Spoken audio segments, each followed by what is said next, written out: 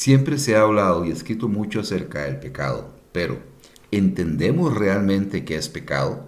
El concepto bíblico es sumamente amplio, por lo que espero que con la ayuda de Dios dejar una idea más o menos clara y comprensible. Pecado es un acto de desobediencia contra Dios, es transgredir un mandato divino, por lo que aquellos que no consideran que la Biblia es la palabra de Dios puede que tengan ideas y pensamientos distintos. Pero para todos aquellos que creemos que la Biblia es la palabra de Dios y, por lo tanto, la única regla de fe y práctica que nos debe regir, entonces el pecado es lo que la Biblia enseña que es. El acto de pecado nos debe llevar en forma inmediata a quien lo comete. En este caso, un pecador. Lo que sucede es que muchos consideran que alguien es pecador porque peca, y es así de cierto modo, pero es más correcto considerar que alguien peca porque es pecador. En otras palabras, el pecar es el resultado de ser pecador, y no tanto ser pecador es el resultado de pecar, aunque esto también es así. Voy a tratar de explicarlo. En Génesis, Dios creó al ser humano santo, puro y sin pecado, pero en el momento en que Dios establece un mandamiento, el permanecer en esa condición llega a ser una elección. Podían elegir no desobedecer y mantenerse santos, puros y sin pecado, o pecar y perder esa posición y convertirse en pecador. Al transgredir la voluntad expresa de Dios, el ser humano peca y pierde esa condición original, y el pecado contamina esa naturaleza que yacía pura y santa, y ya ésta deja de ser pura y santa. Es como tener agua pura y echarle algo sucio. A partir de ese momento, el agua ya no es pura, es agua contaminada. Lo segundo es que al provenir las demás personas de una fuente contaminada, la condición de pecador se hereda. Pero además de ser pecadores por naturaleza, es decir, porque lo heredamos, esto se manifiesta por las acciones pecaminosas que se cometen.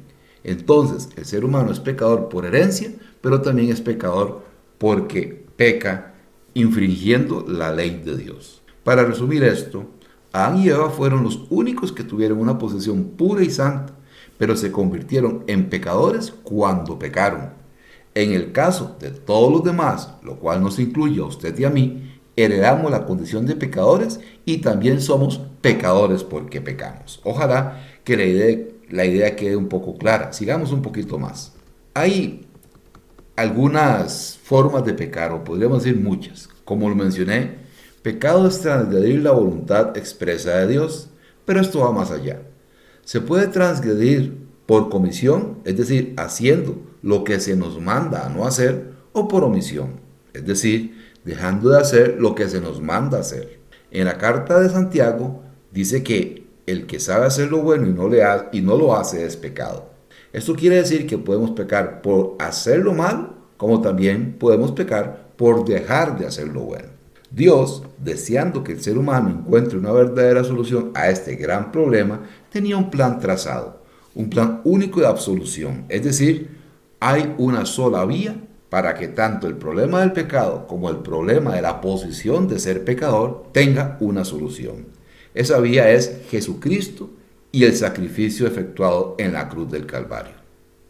Cristo paga el precio para reconciliar al pecador con Dios y así poder devolverle la posición original de santidad y pureza. Pero también, a través de ese sacrificio, su sangre es derramada y esa sangre nos limpia de todo pecado. Cuando alguien reconoce a Cristo como su Salvador y se entrega a Dios de todo corazón para vivir de acuerdo a su voluntad expresa, entonces obtiene una nueva posición.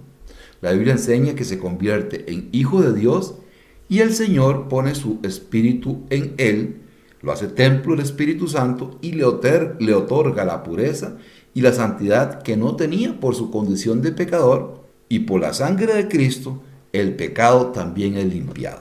Es cierto que la persona puede pecar nuevamente. De hecho, todos los que hemos reconocido a Jesucristo como nuestro Salvador y nos hemos convertido en hijos de Dios, pecamos, lo hacemos. Esta nueva posición que tenemos nos garantiza que si nos arrepentimos de todo corazón y pedimos a Dios que nos perdone, la sangre de Cristo va a limpiar ese pecado de nosotros y nos mantiene en la posición de pureza y santidad. Ahora bien, esto jamás debe usarse como una licencia para pecar. Mucho cuidado, porque entonces intentaríamos jugar con Dios y recordemos que Dios, quien no puede ser burlado, conoce a la perfección nuestra mente y nuestro corazón. Cuando hablamos de pedir perdón por los pecados que cometemos luego de llegar a ser un hijo de Dios, nos referimos a ceder a tentaciones por debilidad o por descuido. No se refiere a vivir en pecado como nuestro estilo de vida. Hay una gran diferencia en ensuciar la ropa limpia que andamos puesta que vivir en un fango. Espero que este sencillo, simple ejemplo ilustre y aclare la idea. ¿Seguimos siendo pecadores? Sí, pero redimidos, es decir, comprados por Cristo para Dios. Somos de la propiedad de Dios. Tenemos su presencia por su Espíritu que mora en nosotros, por lo que podemos tener la posición de pureza y santidad, porque Dios es puro y santo y Él habita en aquellos que han hecho de Jesucristo su Salvador. Cuando nos encontramos con Él, eso sucede. Y ya sea que un día muramos y nos vayamos al cielo, o que Cristo retorne y nos lleve a su presencia vivo, entonces en ese tiempo, en ese momento, la naturaleza pecaminosa que nos seduce y produce la tentación en esta vida, sí va a dejar de existir completamente. En ese tiempo ya no habrá más tentación ni más seducción hacia lo malo.